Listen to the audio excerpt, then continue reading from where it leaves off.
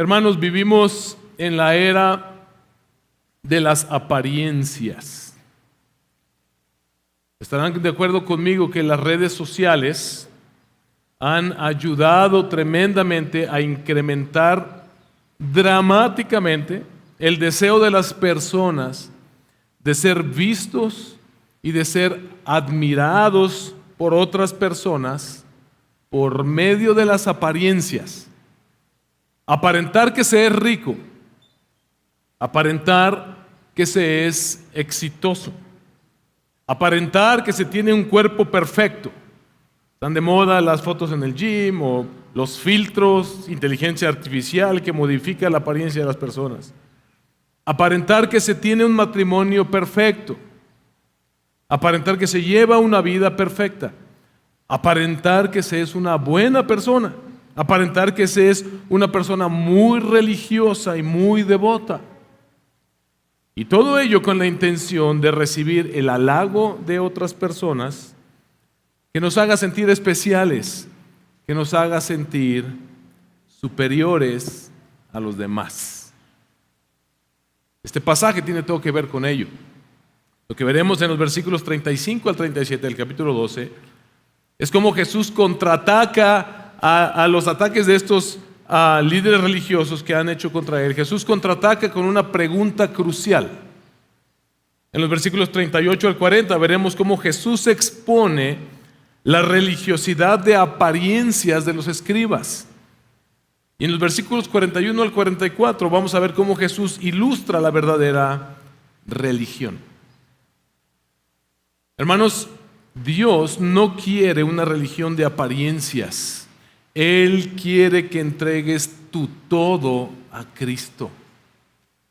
El Señor no quiere una religión de apariencias, sino que entregues tu todo a Cristo. Vamos a leer el pasaje en el nombre del Señor para ser edificados. Marcos 12, versículos 35 al 44. Mientras enseñaba en el templo, Jesús decía: ¿por qué dicen los escribas que el Cristo es hijo de David? David mismo dijo por el Espíritu Santo: el Señor dijo a mi Señor, siéntate a mi diestra hasta que ponga a tus enemigos debajo de tus pies. David mismo lo llama Señor. ¿En qué sentido es pues su hijo? Y la gran multitud lo escuchaba con gusto. Y en su enseñanza les decía: cuídense de los escribas, a quienes les gusta andar con vestiduras largas y aman los saludos respetuosos en las plazas, los primeros asientos en las sinagogas y los lugares de honor en los banquetes, que devoran las casas de las viudas y por apariencias hacen largas oraciones. Estos recibirán mayor condenación. Jesús se sentó frente al arca del tesoro y observaba cómo la multitud echaba dinero en el arca del tesoro y muchos ricos echaban grandes cantidades. Llegó una viuda pobre y echó 2 pequeñas monedas de cobre, o sea, un cuadrante. Y llamando Jesús a sus discípulos les dijo: en verdad les digo que esta viuda pobre echó más que todos los contribuyentes al tesoro, porque todos ellos echaron de lo que les sobra, pero ella, de su pobreza, echó todo lo que poseía, todo lo que tenía para vivir. Versículos 35 al 37, vemos cómo Jesús contraataca con una pregunta crucial. ¿Por qué lo expongo como que Jesús contraataca? Porque el contexto, lo que hemos visto las semanas anteriores, ustedes recuerdan, todo esto comienza en el capítulo 11, desde que Jesús entra en Jerusalén, lo que se llama la entrada triunfal. Cuando Él entra como el Mesías, lo primero que Él hace es ir al templo y correr de ahí a todos los mercaderes, a todos los que estaban haciendo negocio en el templo, una especie de purificación del templo. Y eso desató una serie de confrontaciones que iniciaron los líderes religiosos, los diferentes líderes religiosos del pueblo de Israel. Y todo esto, lo que hemos visto en las últimas semanas, se desarrolla en torno al templo. Recuerden que Jesús condenó lo que se estaba haciendo allí porque Él les recordó que el Señor había destinado este templo para ser no solamente un lugar de religión para los judíos, sino casa de oración para todas las naciones. Pero cuando Jesús llega y confronta la falsa religión que se estaba llevando a cabo en Israel, en Jerusalén, alrededor del templo, Él fue cuestionado, fue confrontado, fue atacado por los diferentes líderes religiosos del pueblo de Israel. Primero los sacerdotes, los escribas y los ancianos cuestionaron su autoridad, como usted recuerda. Enseguida los fariseos y los herodianos trataron de ponerle una trampa con la pregunta acerca de los impuestos. Después los saduceos trataron de ridiculizar la enseñanza de Jesús y su teología con una pregunta acerca de la resurrección. Y lo último que vimos la semana pasada fue un escriba que parecía ir por mejor camino, parecía que se había acercado a Jesús con intenciones menos hostiles. Sin embargo, de igual manera se acercó con Jesús para cuestionar su teología, para cuestionar su sabiduría. Jesús les respondió a todos ellos demostrando una sabiduría completamente superior. Y lo último que leímos la semana pasada fue: y nadie más se atrevió a hacer preguntas. Así que ahora lo que vemos en el versículo 35 es cómo Jesús toma la iniciativa. Y ahora es Él quien desafía la sabiduría de ellos con una pregunta crucial. Jesús les pregunta: ¿por qué dicen los escribas que el Cristo es hijo de David?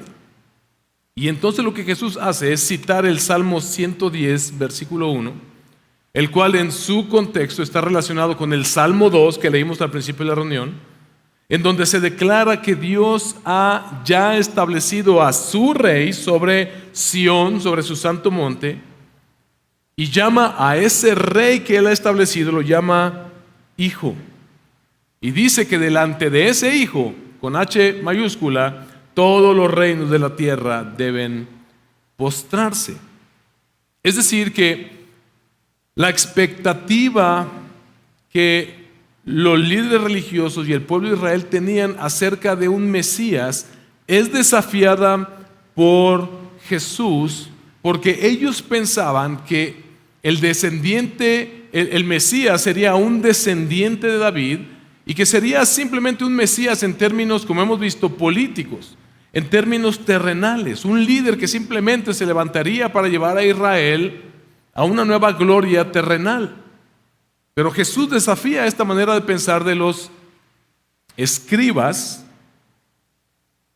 y cita el Salmo 110. Solamente cita el versículo 1, pero para entender mejor necesitamos leerlo en todo su contexto. Vea lo que dice Salmo 110. Dice el Señor a mi Señor, eso es lo que está citando Jesús: siéntate a mi diestra hasta que ponga a tus enemigos por estrado de tus pies. Este es David escribiendo, y recuerdan 2 Samuel, cuando David quiere construir una casa para el Señor, pero el Señor le dice: no, espérate, tú no me puedes construir una casa a mí, yo voy a edificarte una casa a ti, y de tu descendencia nacerá aquel rey que reinará eternamente. De tal manera que David escribe teniendo en mente aquel que vendría, que le fue prometido a él. Dice el Señor a mi Señor, es decir, a aquel descendiente de mi casa: siéntate a mi diestra hasta que ponga a tus enemigos por estrado de tus pies.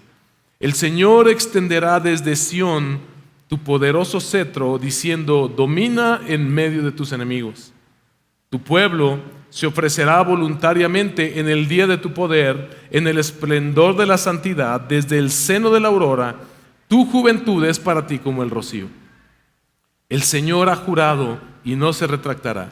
Tú eres sacerdote para siempre según el orden de Melquisedec. El Señor está a tu diestra.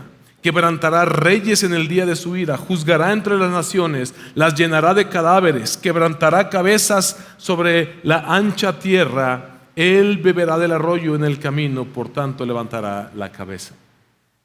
David mismo lo llama Señor, dice Jesús citando el Salmo 110, y les pregunta: ¿en qué sentido puede ser entonces el Mesías prometido hijo de David? Jesús está confrontando directamente la teología que ellos tenían acerca del Cristo, del Mesías prometido que ellos esperaban, que como ya dije, esperaban un Mesías solamente en términos terrenales. Pero lo que Jesús les está demostrando es que en la Escritura, en la palabra de Dios, inspirada, dice ahí, David inspirado por el Espíritu Santo, Jesús le está diciendo: si ustedes reconocen que fue Dios quien inspiró su palabra y que fue Dios quien inspiró a David para escribir estos salmos, entonces él está diciendo, en la Escritura inspirada por el Espíritu Santo mismo, por medio de David, lo que este pasaje de Salmo 110 nos dice es que es mucho más que lo que ustedes simplemente esperan. Es ese Mesías, no solamente un Mesías terrenal, sino que es el Hijo de Dios. Es el mismo Hijo de Dios quien fue prometido. Un rey muy superior, con una autoridad muy superior, con la autoridad de Dios, con el respaldo de Dios, que destruiría finalmente a sus enemigos. Interesante que los primeros enemigos que surgen dentro del mismo pueblo, y son aquellos que estaban supuestos a ser los que dirigieran al pueblo a exaltar al Mesías, los líderes religiosos. Marcos nos muestra que Jesús ha venido demostrando su autoridad divina sobre la enfermedad, sobre su autoridad sobre los mismos demonios, su autoridad sobre la mismísima muerte. Jesús es el Hijo de Dios que, nos dice Marcos, ha venido demostrando esa sabiduría superior en toda la narrativa de Marcos. Fuimos viendo cómo la gente se admiraba de su enseñanza, porque enseñaba como alguien que tenía autoridad, vimos. Pero en estas últimas semanas hemos visto cómo Él ha demostrado una sabiduría muy superior a la de la élite religiosa en el templo en Jerusalén. Y todo esto ha probado la autoridad final de Jesús sobre el templo. Aquí se está resolviendo la pregunta que se hizo al principio: ¿con qué autoridad vienes a hacer todo esto? Y Jesús le está diciendo: con la autoridad del Hijo de Dios que fue prometido. Con la autoridad de Dios. De tal manera que lo que vemos aquí es que Jesús efectivamente tiene la autoridad para venir y a hablar al pueblo y traerles la verdadera adoración al pueblo. Él tiene todo el derecho, por ser el Mesías, de limpiar el templo de la adoración corrompida y demostrarle al pueblo de Dios cuál es la verdadera adoración que el Señor demanda de su pueblo. Él tiene toda autoridad.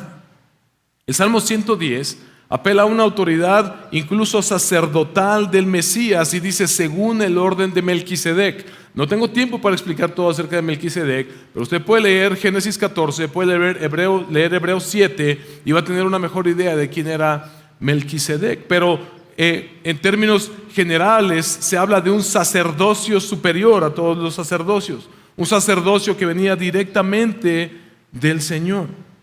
Y el Salmo 110 que acabamos de leer dice que Jesús, el Mesías, es un sacerdote según el orden de Melquisedec, que está muy por encima de las autoridades del templo de aquel momento y de toda la historia, porque dice: tú eres el sacerdote eterno según el orden de Melquisedec. Así que Jesús está incitando aquí a los líderes religiosos a demostrar su conocimiento acerca de este Mesías. Pero Jesús no está entrando en una competencia de conocimientos simplemente. Él ha respondido sabiamente a las preguntas de ellos, pero ahora Él se las regresa con una pregunta que es crucial, porque si ellos reconocen que lo que Jesús está diciendo es verdad, la respuesta adecuada sería: entonces tú eres el Mesías, entonces tú eres el Hijo de Dios, entonces nosotros deberíamos rendir todo a ti y entregarte toda autoridad y rendirnos delante de ti. Jesús está haciendo un llamado por medio de esta pregunta a que ellos lo reconozcan como el Hijo de Dios que ha venido para lo que ellos esperaban, salvarlos y restaurarlos. Pero todos permanecen en silencio. Nadie contestó a la pregunta de Jesús, como vemos en el pasaje. A pesar de que la gran multitud, dice ahí al final, lo escuchaba con gusto ahí en el templo. Y este es el gran problema de los líderes religiosos. Ellos prefirieron quedarse callados porque ellos no estaban dispuestos a renunciar a lo que ellos consideraban suyo por decreto divino. Ellos no estaban dispuestos a someterse a la autoridad y al poder y ceder el poder a un Mesías que no era conforme a su idea. A un Mesías que no iba conforme al concepto que ellos tenían de lo que debía ser este Mesías. Y con ello estaban despreciando al mismo Hijo de Dios que ellos esperaban. Justo como Jesús lo ilustró en la parábola de los labradores malvados de la viña del Señor, ¿se acuerdan? Ellos se apoderaron de lo que no era suyo y no estuvieron dispuestos a soltarlo ante el rey que había venido a reclamar lo que era suyo. Y esto nos lleva a la siguiente escena, en donde Jesús expone la religiosidad de apariencias de los escribas.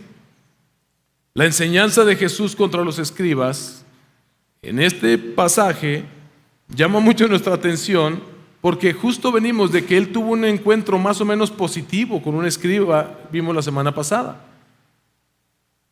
Pero a pesar de ello, lo que vemos es que Jesús ahora advierte a los que lo escuchan en el templo contra los escribas. Así como en los proverbios, así como incluso en los libros de sabiduría, proverbios entre ellos, aquel que quiere ser sabio es llamado a ir en contra del comportamiento insensato de los malvados. Así como en los profetas se amenazó con el juicio y la condena de aquellos que actúan en oposición al pueblo del Señor, específicamente de los falsos profetas y falsos maestros que desviaban al pueblo del Señor, y se anunció un castigo terrible sobre ellos. De la misma manera, Jesús advierte a sus oyentes y les dice: cuídense de los escribas. Les dice: cuídense de los escribas. Y con ello, por implicación de todos estos líderes religiosos que ya vimos en esta semana, Jesús nos llama y te llama a ti y me llama a mí a cuidarnos de ellos. No hace falta describir mucho cuál era el comportamiento de ellos. En su conjunto, todos estos maestros de la ley, sacerdotes, escribas, fariseos, saduceos, herodianos, ellos exhibían ante el pueblo una conducta que Jesús aquí condena abiertamente. Dice que ellos sienten como un cariño especial por las vestimentas sagradas y religiosas que portan ellos. Algunos comentaristas dicen que estos escribas se vestían prácticamente igual que un sacerdote para provocar en las calles esta admiración de las personas, para recorrer las calles como si ellos fueran la gran cosa, como si fueran ellos parte de un club elitista que busca la admiración de las personas. Lo vemos en el versículo 38. También en el versículo 39 dice Jesús que ellos habían convertido, en pocas palabras, el culto en la sinagoga en una competencia social. Dice que les gusta ocupar los primeros asientos en las sinagogas. Técnicamente les encantaba que los trajeran a los banquetes. Esto los llevaba a tener una vida social bastante agitada, bastante intensa, porque eran admirados y todo el mundo quería traerlos a los banquetes, y en las sinagogas hasta los acompañaban así como nos acompañan aquí a veces nuestros hermanos ujieres a nuestro asiento de honor para que todo el mundo sea admirado. Y por supuesto, aquel que colocaban más adelante era el más importante en el momento. Como si fuera poco, no obstante que la influencia espiritual era casi nula sobre el pueblo de Israel, o más bien era muy negativa sobre el pueblo de Israel, dice que ellos obtenían provecho material, se enriquecían de su posición religiosa, apoderándose incluso de los bienes de las viudas. No hay mucho tiempo para explicar tampoco esto, pero la iglesia del Señor fue llamada y el pueblo del Señor tenía la ordenanza de que el pueblo se tenía que hacer cargo, por medio de lo que se donaba en el templo, hacer cargo de aquellas viudas que eran muy pobres y que no tenían familiares a su alrededor que las sostuvieran. Es decir, viudas que quedaban técnicamente mendigas, debían ser socorridas. Pero estos hombres, en lugar de hacer eso, se enriquecían incluso con ese dinero. Y para mantener la apariencia de piedad, dice Jesús en el versículo 40, hacen largas oraciones. Pero por supuesto lo que Jesús nos está mostrando aquí es que esas oraciones no eran realmente para comunicarse con Dios, sino para impresionar a los demás. Escuche lo que dice René Padilla, un teólogo latinoamericano. Vea lo que dice: su religión, o sea, la de estos hombres, es un instrumento de conquista y extorsión. Son unos explotadores de la religión, con lo cual se hacen acreedores del castigo de Dios. La superficialidad es una de las tragedias más grandes en la vida de muchas iglesias en nuestro continente. Desde su perspectiva, los creyentes deben aceptar, sin dudas ni murmuraciones, la palabra autorizada y final del pastor, aunque no tenga sustento bíblico o se limite a repetir textos bíblicos sin ocuparse de estudiarlos cuidadosamente y luego exponerlos fielmente. Pero ¿qué dice la palabra de Dios? ¿Qué es lo que el Señor quiere decirnos? Mis hermanos, este es un llamado para nosotros el día de hoy para preguntarnos cuál es la situación del liderazgo de la iglesia del Señor en nuestros días. El Señor se toma muy en serio esto. Con sus diferencias marcadas por las distintas épocas, pero los mismos defectos y los mismos pecados que Jesús menciona refiriéndose a esos líderes religiosos de aquel momento son la misma problemática y dicen algunos la misma maldición para el testimonio de la iglesia el día de hoy. Mire, se viene Semana Santa y con ello una grande oleada de expresiones de falsa religiosidad basada en apariencias de piedad, buscando el reconocimiento de los hombres y al mismo tiempo generando grandes ganancias para líderes religiosos. Eso se da principalmente entre el catolicismo romano. Pero no estaríamos siendo nosotros objetivos ni fieles al texto si simplemente resaltamos esa falsa piedad en esos otros círculos religiosos, mis hermanos. Muchos pastores, muchos líderes religiosos y muchos movimientos completos dentro del mismo cristianismo evangélico padecen del mismo cáncer, en donde la falsa apariencia de piedad abunda y casi siempre está ligada a una manipulación de la palabra del Señor que siempre deriva en abusos económicos, en abusos de autoridad, en manipulación, incluso hasta abuso sexual dentro de la iglesia evangélica. Eso es una realidad que nosotros no podemos pasar por alto. Todos, mis hermanos, debemos escuchar con humildad y con arrepentimiento las palabras del Señor, porque Él dice: estos recibirán peor castigo. Estos recibirán peor castigo. Jesús nos llama a cuidarnos de gente como esa, pero también de su influencia y de llegar a ser gente como esa. Mis hermanos, Dios no quiere una religión de apariencias, sino que entregues tu todo a Cristo Jesús. De ahí parte todo. En contraste con la religiosidad de apariencias de estos escribas, es interesante lo que Marcos coloca aquí enseguida en su narrativa. Versículos 41 al 44, donde Jesús nos ilustra la verdadera religión. Otra vez, a manera de lección objeto, Marcos lo pone aquí intencionalmente, y me encanta cómo a mí me gusta mucho disfrutar la palabra del Señor y cómo fue escrita. O sea, hace este ejercicio conmigo de imaginación en la que Jesús, después de tener esta confrontación con estos hombres, va y se sienta y observa lo que está sucediendo en el templo. Jesús está observando a la multitud y se fija en una viuda pobre. Déjeme le explico un poquito cómo sucedía esto. La mayoría de comentaristas están de acuerdo en que las alcancías del templo estaban en el recinto de la tesorería, la cual estaba en el patio de las mujeres.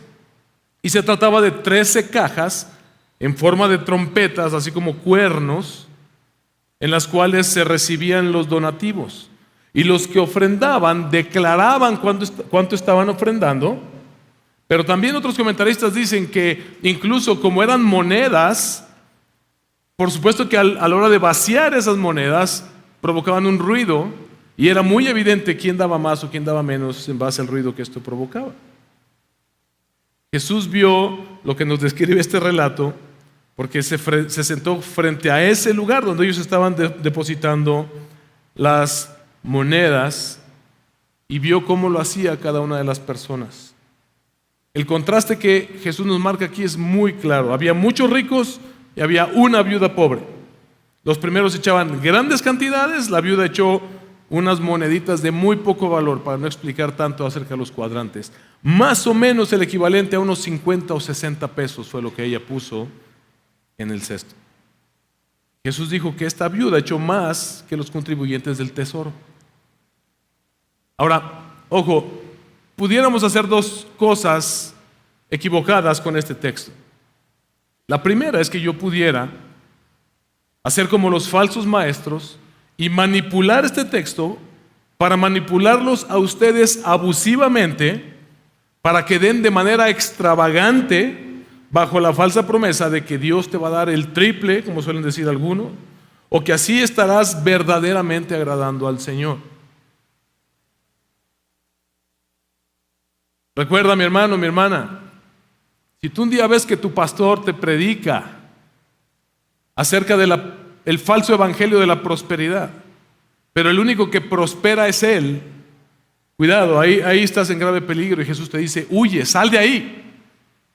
Ten cuidado de esos ladrones.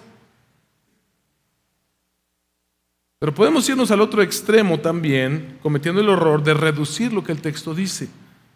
Porque definitivamente aquí está mostrando que esta viuda coloca en el arca del tesoro todo el dinero que ella tenía para su sustento. Y Jesús vio con buenos ojos eso. Definitivamente así como muchos otros pasajes en toda la Biblia, enseñan que la manera en que nosotros utilizamos los recursos de Dios, ojo, yo estoy asumiendo que somos cristianos, y si tú no eres creyente todavía, déjame decirte cuál es la perspectiva cristiana de los bienes. Nosotros entendemos que todo es del Señor y que Él en su gracia nos provee a nosotros de esos recursos que nosotros podemos obtener por medio de nuestro trabajo para que nosotros los administremos sabiamente y para que su reino avance por medio de esos recursos. Entonces, la mayordomía que el Señor demanda de los suyos. Lo que quiero decir es que la manera en que nosotros gastamos y que nosotros contribuimos al reino de Dios, esos recursos que Dios nos da, muestran quién reina verdaderamente en nuestros corazones y dónde está puesta nuestra confianza. Pero lo que Jesús está ilustrando con esto va mucho más allá de cantidades de dinero, mis hermanos.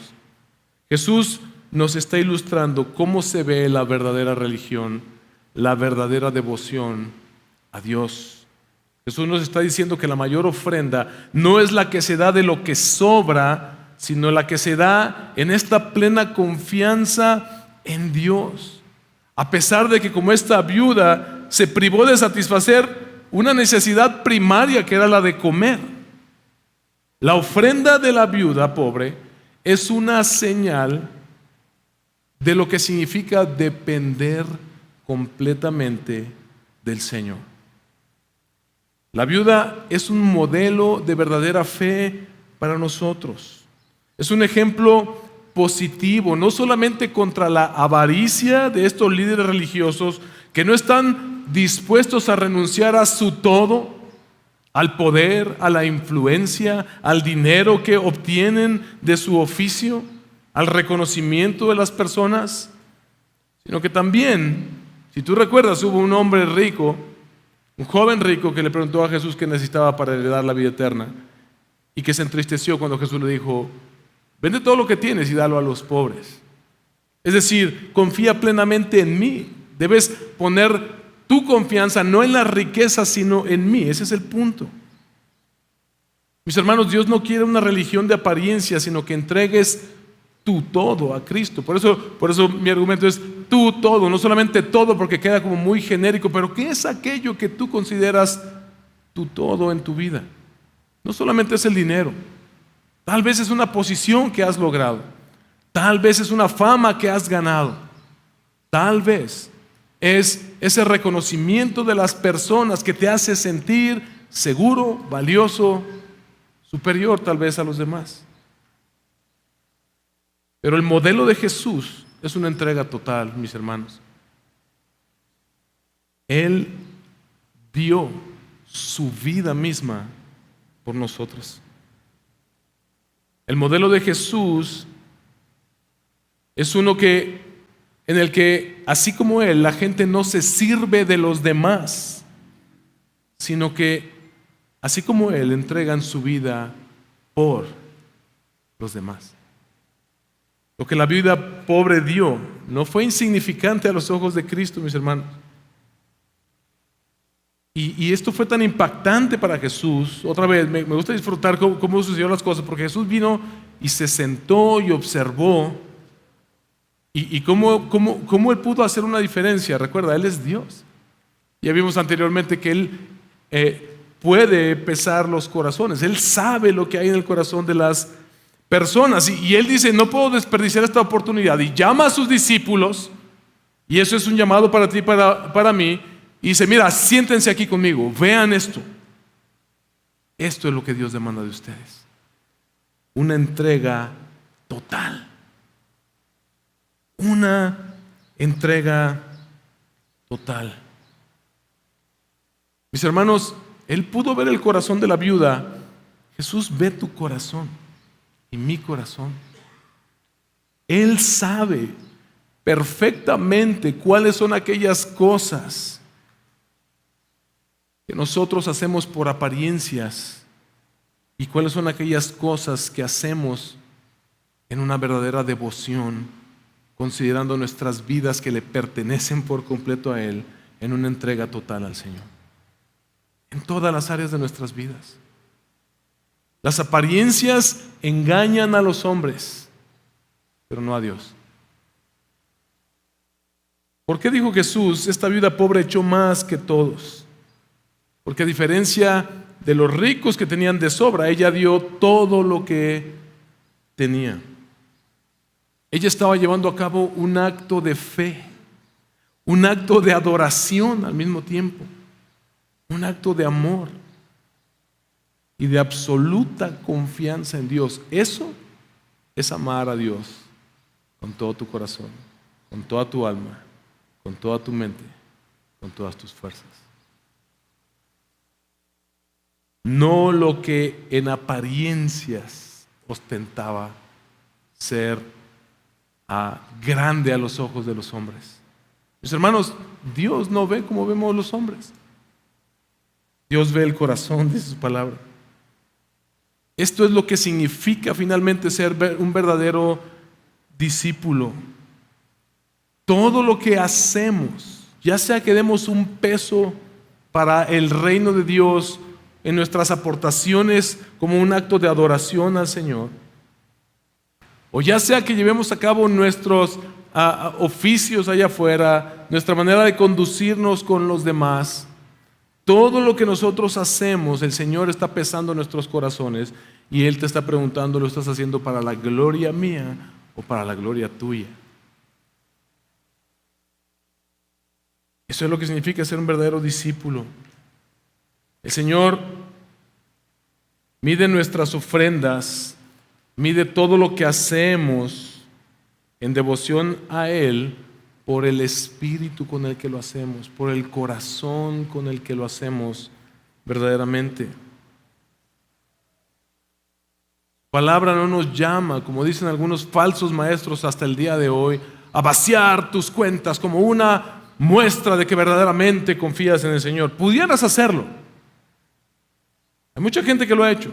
Hay ejemplos de grandes hombres que han renunciado a grandes riquezas para volverse misioneros y predicar el evangelio en otros lugares. No para enriquecer al pastor que quiere ser rico, popular y vivir como estrella de rock. Todo está en el corazón. Sus palabras no nos piden vacía tu cuenta de banco, sus palabras nos piden date por completo a Cristo, entrégate por completo a Él. Y a partir de eso, ahora sí, todas tus ofrendas para su obra van a ser generosas.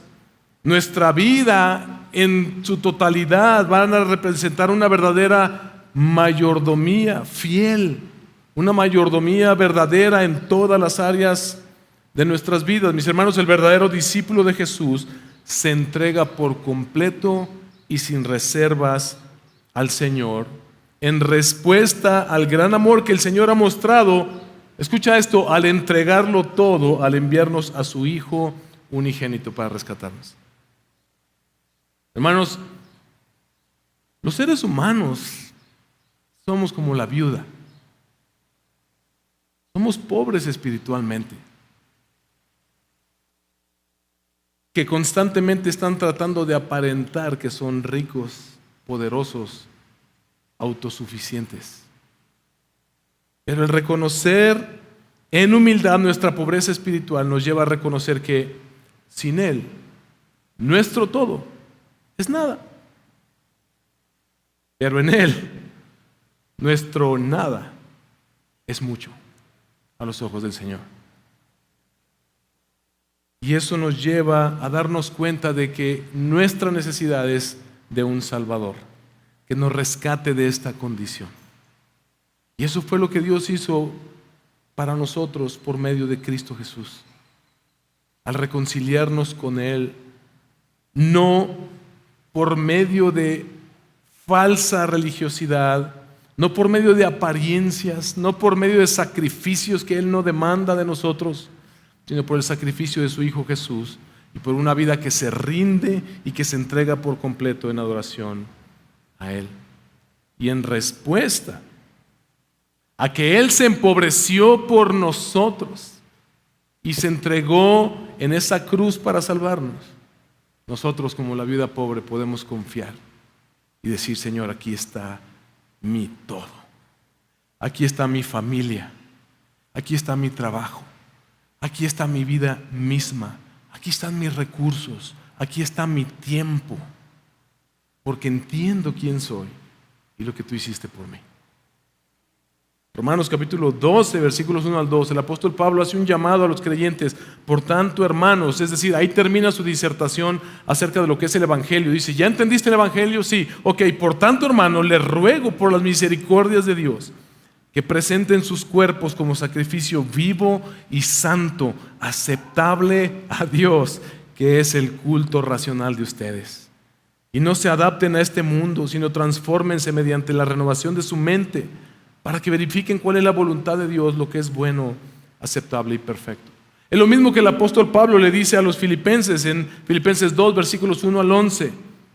Por tanto, si hay algún estímulo en Cristo,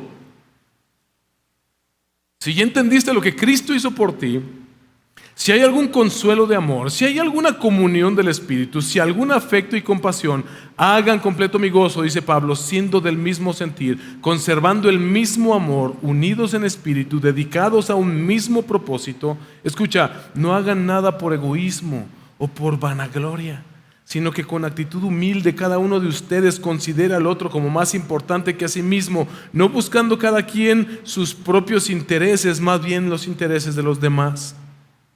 Haya pues en ustedes esta actitud que hubo también en Cristo Jesús, el cual, aunque existía en forma de Dios, no consideró el ser igual a Dios como algo a que aferrarse, sino que se despojó a sí mismo, tomando forma de siervo, haciéndose semejante a los hombres, y hallándose en forma de hombre, se humilló él mismo, haciéndose obediente hasta la muerte y muerte de cruz, por lo cual Dios también lo exaltó hasta lo sumo y le confirió el nombre que es sobre todo nombre, para que al nombre de Jesús se doble toda rodilla de los que están en el cielo y en la tierra y debajo de la tierra, y toda lengua confiese que Jesucristo es el Señor, para la gloria de Dios Padre. Mis hermanos, este pasaje de Marcos es particularmente emocionante, porque nosotros ya conocemos el resto de la historia. Ya sabemos lo que viene después. Esta fue la última visita de Jesús al templo. De allí, Él se fue directamente a ofrecerse a sí mismo para morir en la cruz. Todo lo que Él es, colocado en esa cruz. Toda su riqueza la dejó a un lado y se empobreció hasta lo más vil, dice la palabra del Señor. En la cruz Jesús fue más pobre que esta viuda, por ti y por mí.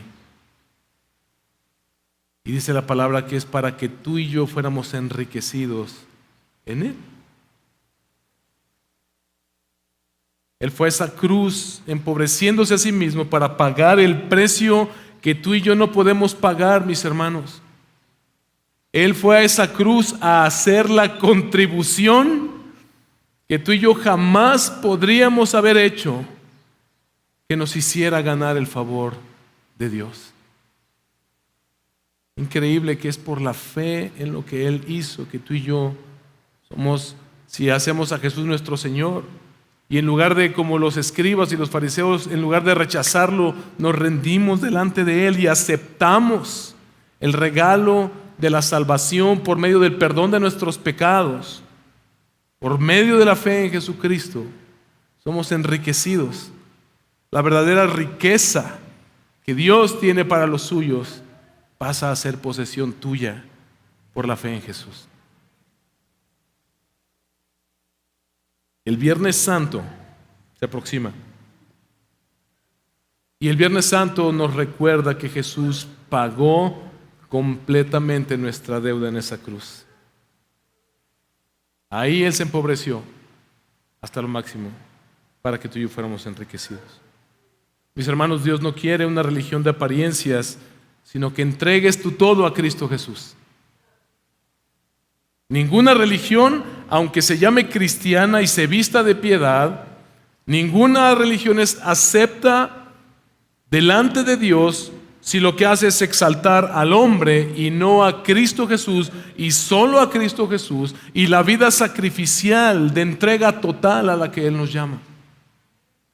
El Señor aborrece, mis hermanos, y el Señor destruirá a los falsos maestros que aman el reconocimiento y se sirven de la fe, enseñoreándose sobre los que los siguen, abusando de ellos. Tu tarea como miembro del cuerpo de Cristo es cuidar también de aquellos que dirigimos al pueblo del Señor. Él es el pastor, nosotros somos como subpastores que Él ha colocado para dirigir a la grey que Él pagó por la que Él pagó con su sangre. Y tú tienes que observar que nosotros nunca lleguemos a ser este tipo de personas, y el día que veas esto en nosotros, levanta la mano y acúsanos delante de la congregación. ¿Sabes por qué? Porque eso sería un acto de gracia para con nosotros. para que no suframos el peor castigo que le puede esperar a un ser humano. Pero mi hermano, mi hermana, también este es un llamado para ti, para renunciar a toda falsa devoción y a toda falsa religiosidad y entregarte por completo al Señor que se entregó por completo por ti. Lo que vemos en esta escena de la viuda es una representación de cómo el pueblo de Israel estaba viviendo en una religión, una religiosidad, pero puede ser una muestra también de una iglesia que es decadente a los ojos del Señor, que mira con agrado a quienes se entregan genuinamente a Él, pero desprecia a los que viven una religión de falsedad y de apariencias. Mis hermanos, cuidémonos de esto. El Señor se lo toma muy en serio. Pero hermanos, el combustible que alimenta el fuego en nuestro corazón para vivir de esta manera, póngase de pie, es el Evangelio.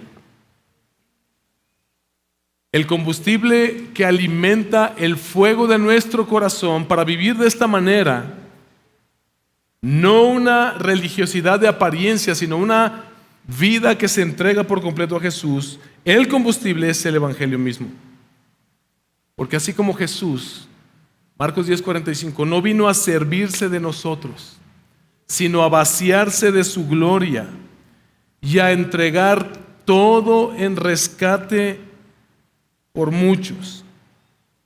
De la misma manera, el verdadero discípulo de Jesús está dispuesto a entregarlo todo por su Señor y no solamente lo que le sobra. Eso es amar a Dios sobre todas las cosas. Jesús ya había advertido a sus discípulos: si alguno quiere venir en pos de mí, niéguese a sí mismo, tome su cruz y sígame. Renunciar a nuestro todo requiere fe, como la viuda. Requiere una confianza plena en el Señor. Pero nosotros podemos confiar en que Jesús ya entregó la ofrenda más grande a nuestro favor. Por lo tanto, nosotros podemos entregarnos con libertad. No como dice la palabra de Dios, no con tristeza, ni por necesidad, ni por obligación, sino con la libertad que nos provee la confianza plena que tenemos en nuestro Señor. Eso nos libera, mis hermanos, para ser generosos verdaderamente. Eso nos libera para no buscar nuestra identidad en cómo nos ve el mundo y vivir de apariencias, sino buscar nuestra identidad y satisfacción en que Dios ahora nos reconoce como sus hijos por medio de Cristo Jesús. Nos libera de convertirnos a nosotros en líderes abusivos y los libera a ustedes de la tentación de vivir un cristianismo de apariencias. Hermanos, cristianismo no es un llavero que agregas a tu manojo de llaves. No es una calcomanía que le pegas a tu coche. Ni siquiera es un estilo de vida, como dicen algunos. Es una vida que lo entrega todo a su Señor. Tal vez haya aquí alguno de ustedes que no ha hecho a Jesús su Señor y Salvador. Y tal vez algunos de ustedes ponen por pretexto la hipocresía y los abusos que han visto en la religión católica, cristiana, evangélica, donde tú quieras. Déjame decirte una cosa: Jesús los aborrece también y los va a castigar peor que a ningún otro ser humano. Esa no es una razón para que tú te resistas para entregar tu vida por completo a aquel verdadero sacerdote que lo entregó todo por ti. Ven a Cristo hoy en arrepentimiento y fe. Hermanos, Dios no quiere una religión de apariencias, sino que entregues tu todo a Cristo.